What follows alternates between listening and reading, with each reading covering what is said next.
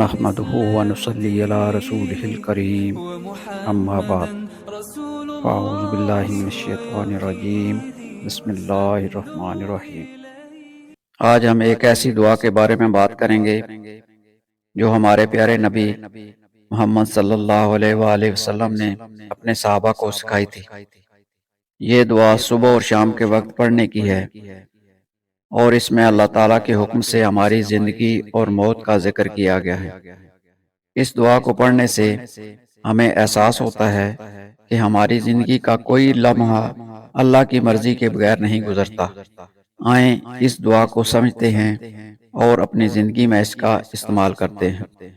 رسول اللہ صلی اللہ علیہ وسلم اپنے صحابہ کو سکھاتے تھے کہ جب تمہاری صبح ہو تو کہو اللہم بکا اصبحنا و بکا امسینا و بکا نحیا و بکا نموت و الیک المصیر۔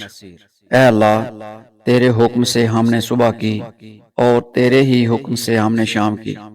تیرے حکم سے ہم زندہ ہیں اور تیرے ہی حکم سے ہم مریں گے اور تیری ہی طرف لوٹنا ہے۔ اور جب شام ہو تو کہا کرو اللہم بکا امسینا و بکا اصبحنا و بکا نحیا و بکا نموت و الیک النشور۔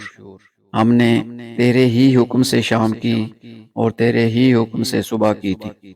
تیرے ہی حکم سے ہم زندہ ہیں اور تیرا جب حکم ہوگا ہم مر جائیں گے اور تیری ہی طرف ہمیں اٹھ کر جانا ہے۔ جامع ترمذی حدیث نمبر 3391۔ اس دعا میں ہمیں یہ سکھایا گیا ہے کہ ہم ہر صبح اور شام اللہ کی پناہ میں آئیں اور اپنی زندگی کا ہر لمحہ اللہ کے حکم کے تحت گزاریں۔ اللہ تعالی ہمیں اپنی حفاظت میں رکھے اور ہمیں اس دعا کو اپنی زندگی کا حصہ بنانے کی توفیق عطا فرمائے۔ السلام علیکم ورحمۃ اللہ وبرکاتہ۔ اللہ حافظ۔